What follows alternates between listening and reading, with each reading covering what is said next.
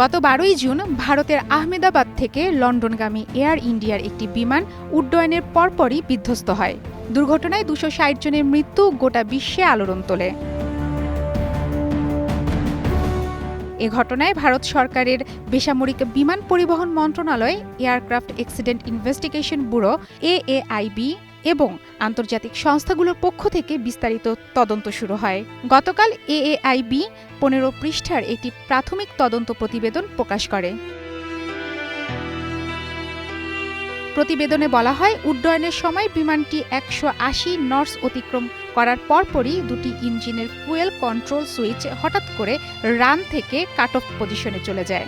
ইঞ্জিনে জ্বালানি সরবরাহ বন্ধ হয়ে যাওয়ার কারণে বোয়িং 787 ড্রিমলাইনারটির গতি দ্রুত কমা শুরু হয় এবং নিচের দিকে নামতে থাকে। সুইচগুলো কিভাবে এই অবস্থায় চলে গেল তা এখনও নিশ্চিত নয়।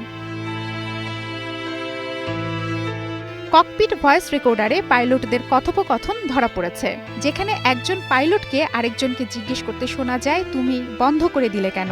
অপর পাইলট এর জবাবে বলেন, তিনি কিছু করেননি।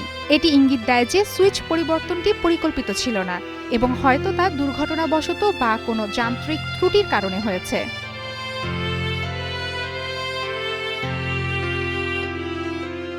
বিমানটির পাইলট ছিলেন সুমিত সাভারওয়াল, যার আকাশে ওড়ার অভিজ্ঞতা 15,000 ঘণ্টা। সহ পাইলট ছিলেন ক্লাইভ কুন্ডার। দুজনেরই বিস্তর অভিজ্ঞতা থাকলেও বিভ্রান্তিটি কেন ঘটল সেটি এখন তদন্তের মূল প্রশ্ন।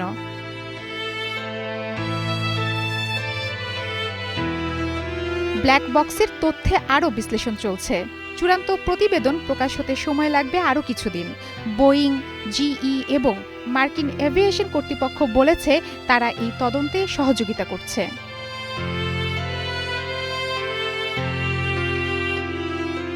এই দুর্ঘটনাটি শুধু একটি বিমান নয়, কেঁপে উঠেছে ভারতের বিমান নিরাপত্তা ব্যবস্থাও। এয়ার ইন্ডিয়া ও এর নিয়ন্ত্রক সংস্থাগুলো এখন প্রশ্নের মুখে। ভারতের বড় ব্যবসায়ী গোষ্ঠী টাটা 2022 সালে সরকারের কাছ থেকে এয়ার ইন্ডিয়াকে কিনে নেয়ার পর এই দুর্ঘটনা তাদের পুনর্গঠনের প্রচেষ্টায় বড় ধাক্কা হিসেবে দেখা হচ্ছে। মারফুয়াতুন রুচি, স্টার নিউজ।